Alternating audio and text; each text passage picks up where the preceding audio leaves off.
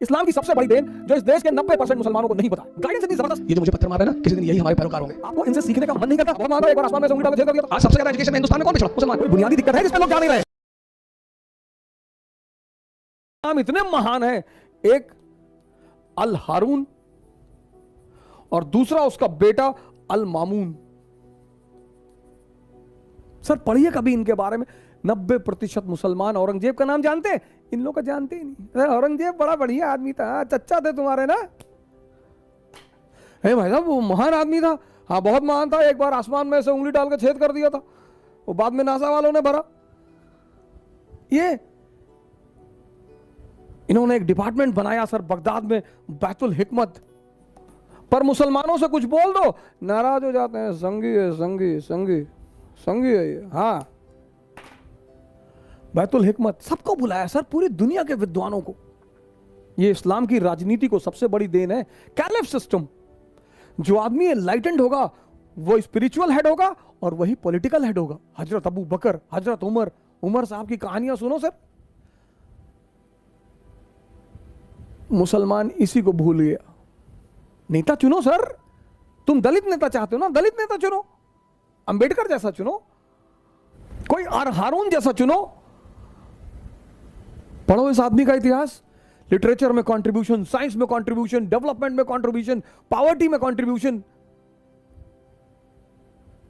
नहीं नहीं, वो आरएसएस वाले जो है मुसलमानों के पीछे 2014 में आए, 2014 में आए। उससे पहले की कंडीशन देख लो, सच्चर कमेटी की रिपोर्ट। अरे नहीं, वो आप नहीं समझ पाएंगे। और 1870 में एक किताब आई हिंदुस्तान में, द इंडियन मुसलमान, बड़ी इंपॉर्टेंट किताब, द इंडियन मुसलमान। और इस किताब जो है, इस किताब ने कहा कि 80% मुसलमान इस देश में पिछड़े हुए हैं, गरीब हैं। 80%? 1870 में तब तो आरएसएस नहीं थी, तब तो मोदी नहीं था, तब तो बीजेपी नहीं थी। 1206 से लेकर 1707 भारत में राजा कौन है? मुसलमान। इल्तुतमिश, बलबन, अलाउद्दीन खिलजी, मोहम्मद बिन तुगलक, फिरोज शाह तुगलक, बाबर, हुमायूं, अकबर, जहांगीर, शाहजहां, औरंगजेब।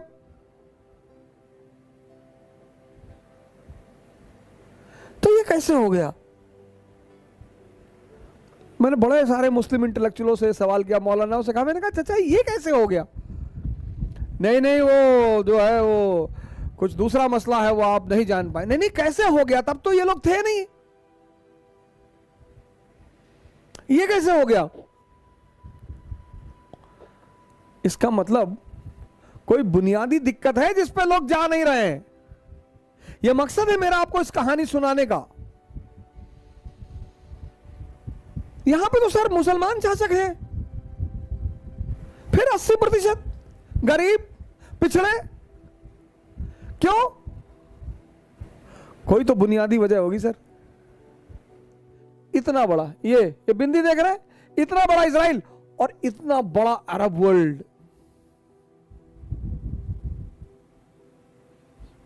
सर आपको शायद ही ये बिंदु दिखाई पड़ रहा हो। इतना बड़ा इजराइल और इतना अरब अरब वर्ल्ड। दुस्साहस देखिए इनका। आपको ये आकर्षित नहीं करता? आपको इनसे सीखने का मन नहीं करता? गाली देना किसी समस्या का समाधान नहीं है। हमारे बड़े सारे मुस्लिम भाई हैं, उनको मैं देखता हूं किसी को तुरंत गाली देने लगते हैं। तारिक फतेह चोर है, अच्छा क्यों? वो आर्रा का एजेंट है, अच्छा हिंदुस्तानियों का एजेंट है, तो क्यों नहीं बहस करते हो उससे जाकर? करो, उसको साबित करो कि तुम गलत हो, उसको बुलाओ किसी मजलिस में, उसके तर्कों को काटो। नहीं नहीं, वो शैतान का आदमी है, शैतान इबलीस का आदमी।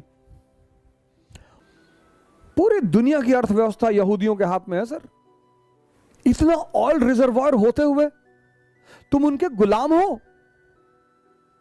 48 में मारा, 56 में मारा, यम किप्पुर के वॉर में मारा, 6 डेज वॉर में मारा, तुम्हारे घर में घुसकर तुम्हारा बेड़ा उड़ा देते हैं, स्विस कैनाल पे कब्जा कर लेते हैं, इजिप्ट की एयरफोर्स पूरी उड़ा देते हैं। तुम्हें यह चीज आश्चर्य नहीं करती? बस गाली ही देते हो। इस्लाम जब पैदा हुआ पूरी दुनिया में अंधेरा था, पूरी दुनिया में।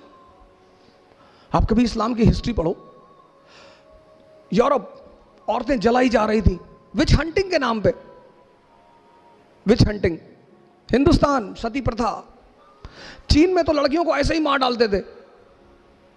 पूरी दुनिया में अंधेरा, और उस अंधेरे में मोहम्मद साहब लैंप लेकर खड़े हुए। इस्लाम, प्रेम, मैसेज।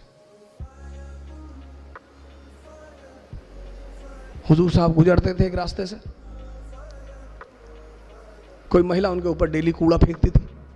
हमारे आपके ऊपर फेंक दे हम तो गोली चला दे तुरंत, कि वह कूड़ा फेंकोगे, वो भी हम मतलब मैं, वाजीराम के टीचर, इतनी औकात तुम्हारी। पैगंबर, पैगंबर, हम तो उसके सामने कुछ है ही नहीं। पैगंबर, मालिक का सीधा हाथ है उस आदमी के सर पे। एक दिन उस महिला ने कूड़ा नहीं फेंका, वो मकान के अंदर गए, पता किया कि मोहतरमा कहाँ है, पता चला बीमार है।